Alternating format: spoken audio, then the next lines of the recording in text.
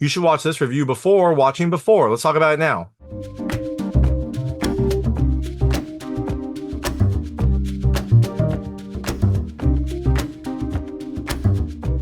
Hey everyone, it's David Stark from Watch or Pass, and we have a new Apple TV Plus series, a new 10-episode limited series called Before. It's coming to Apple TV Plus on October 25th, 2024, with episode 1 being The Imposter. Now, this series has an all-star cast and a darker tone. Is it worth your time? Well, at least from episode 1, my hot take is it was okay. My normal rating would be watch later.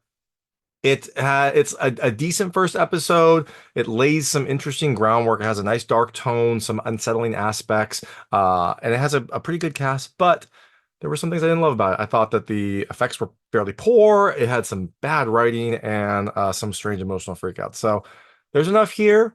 I'll keep watching it. It could get really interesting. I did like kind of a darker overall tone of it, but we'll see. We'll just have to wait and see. So I'm going to tell you a little about the episode, a few things I like, a few things I didn't like, and then really quickly go into a recap. So as you can imagine, there will be spoilers in the recap section. If you don't know what happens in this episode, and you might not, there are some surprises along the way. I would turn it off when I get to the recap. Before that, though, I'll keep it vague. I'll keep it spoiler-free. I'll let you know when I get to those spoilers. So Before episode 1, you have this child psychologist named Eli, who is, I guess, renowned for his child psychology-ness, his accolades, I guess. And they tell you this explicitly, which is why I didn't like the writing that much. But early on, he meets this kid, Noah, who seems to need his help. But as Eli digs into this, some unsettling aspects start to emerge. So, things I liked about this episode. The first, I like the dark tone. I mean, I like dark series, and Apple TV Plus has had some pretty good ones. Dark Matter was fantastic. Defending Jacob was great. Things like that. I like that overall tone. I like seeing kind of like the more unsettling, kind of like pseudo horror feel of this series. So I did especially like that, and it makes me excited for what's to come next. Related, I like the unsettling aspects. There's definitely some psychological issues here. There's some bad dreams. There's some, trauma in both Eli and Noah's past. I like that. I'm excited to see how they connect all of this.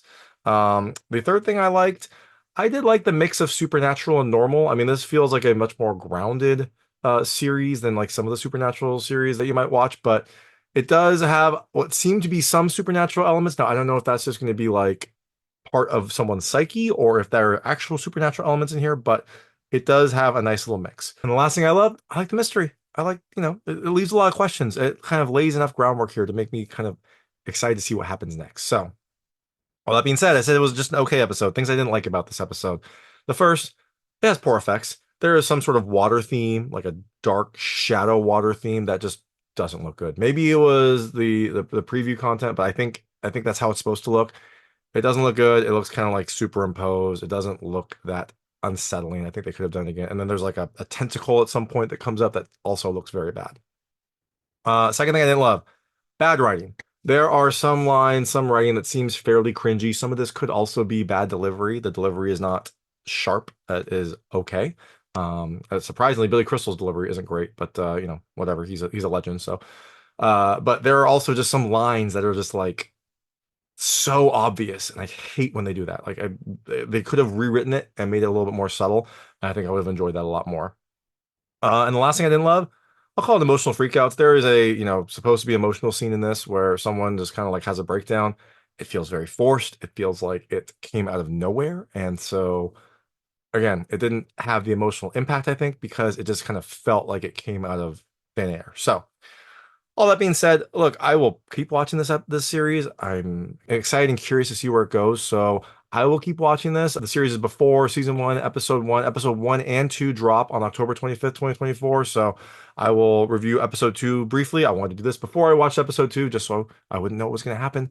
So I think you should maybe check it out if it sounds interesting to you. I will keep watching it, but if you do watch it, let me know what you think. Let me know what you liked and didn't like. I'd love to hear it. And I'm going to really quickly go into a recap right now. So if you don't know what happens in this episode, I would turn it off now because there will be spoilers. So like I said, Eli is a child psychologist, I think, and so he is apparently world renowned. There was a really obvious line where like the therapist, he was talking to a therapist, and he's like, you have, you're a world renowned psychologist. Why would you give that up? And I'm just like, oh God, that sounds so bad. Like his therapist knows this. She would just say like, hey, why have you stopped working? Or why have you lost, whatever. They wouldn't say that. And they could have reworded it so it was less obvious, less just like beating the viewer over the head with the facts.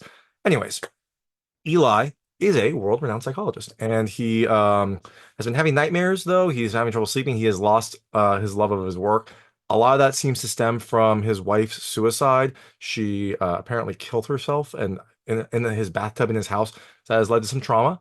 He doesn't use that bathtub, apparently. He also lost joy for his work because he's like, how can I help these other people if I couldn't even help my wife? And so all of that has affected him. Now, all of this kind of changes when one night there is a knock on his door and he goes outside to see this little boy outside of his door scratching like notes into his door. We don't see enough of it to see if it says anything, but the kid's fingers are all bloody. So Eli's like, hey, like, do you need help? Let me help you. And then he just runs away. Later that night, Eli is sleeping and he wakes up to hear a noise and the boy's right next to him. And they're like, oh my gosh, like that's creepy. Why would that boy be there? He seems to be drawn to Eli. He seems to be asking for something. But then the boy just like leaves the house and goes back to his house. Eli follows him because he wants to make sure he gets home safe. It's late at night. He's being careful. The boy takes him into his house, takes him into his apartment, and when he gets there, the mom kind of freaks out. She didn't realize the boy was there. Sees a strange man in an apartment. She maces him, and Eli is now maced, but he's understandable. She apologizes. It was a very understandable situation. Weird man in your house, you don't know, you don't expect, mace. But everything's okay. They talk a little bit about Noah. They talk about like what happened to him, and it seems like Noah recently stopped talking and like has kind of like stopped communicating, started acting out in strange ways. And so Eli, I think, is a little bit intrigued by this. So also during this meeting, Noah draws Eli a picture, and it's this like really detailed but also kind of sinister looking picture of his house. Which Eli takes, but then also it's like kind of surprising. Noah's only been there a couple times. He was able to draw it all by memory, and it's a very nice picture. So Noah seems to have a lot going on. Now, Eli leaves, and later, his friend Gail has been trying to get him to take on a new case, a new child case. And he has been hesitant, but he reluctantly agrees. Well, when he goes to meet this person, turns out it's Noah. Surprise! Eli is apparently a very bad reader because Gail sent him the case file. You could have at least looked at the name, maybe put things together. He said he briefly reviewed the file, but he likes to meet people in person. I feel like if you had read like 5 words of this, you would know that it's Noah. Probably like kid doesn't talk, acts out, long hair. I don't know, named Noah. In any event, it leads to a surprise. But Eli takes the case and decides to work on Noah. Now, during their first session, Noah's reading a book and he sees some water and he gets scared. Noah seems to have a fixation on water. He's hearing it. He looks up in the corners of rooms and there's like water dripping down and this like really poor CG, like black water comes down. And during this session, some black water comes down and a like really bad CG tentacle goes and like puts itself on Eli. Eli doesn't feel it. It seems to be like spiritual or supernatural.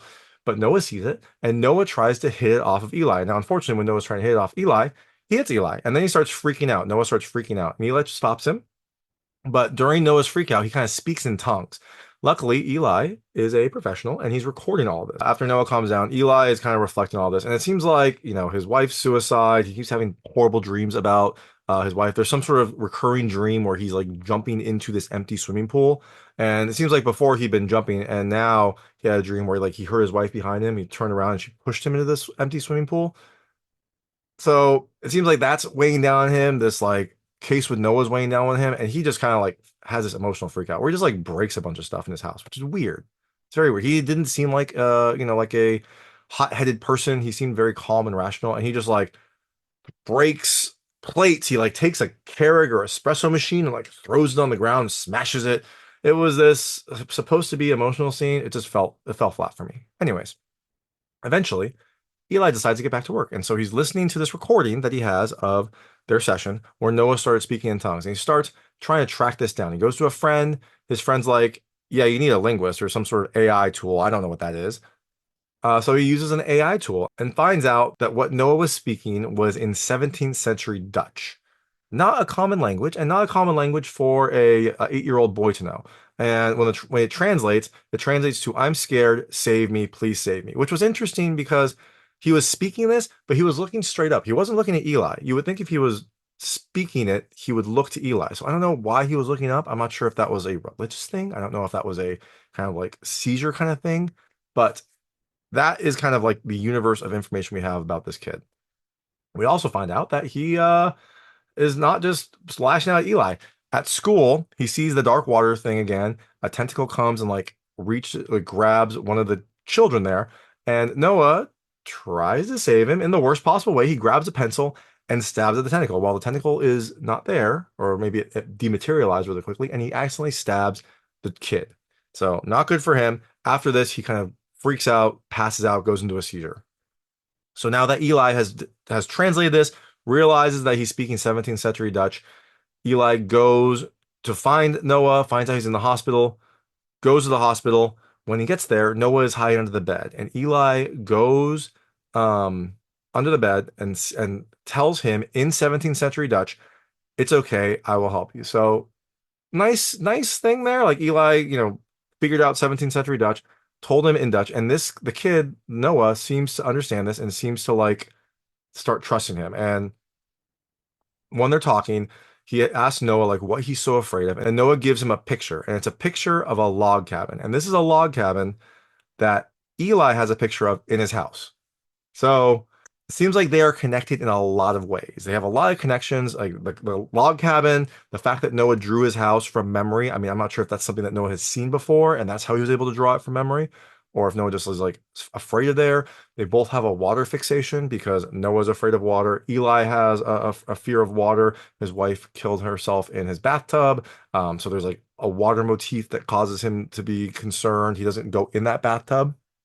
And he's constantly dreaming of jumping into this empty swimming pool. So there's some recurring water fear here. So it seems like they have a lot of connections. It seems like they have a lot in common. All very negative, but we will see where this all goes. Now, where do I think it's going to go? Well, I don't know. I mean, I'm not sure. I don't know where it's going to go. I'm curious. Like their connections are interesting. The fact that Noah knows about this cabin. Now, he could have just seen that when he broke into Eli's house, right? He was in his house. We don't know how long he was there. So maybe he could have seen this picture as he was going around the house and remembered it and drew that to try to draw Eli in. I don't think so. I think that this is something that Noah has been seeing. This is probably similar. He'd probably seen Eli's house before. That's probably why he went to Eli's house early on and scratched his name in the door and like entered in. This is probably something that has been bothering Noah for a while. Now, how is that connected to Eli and his wife's suicide? I'm not sure.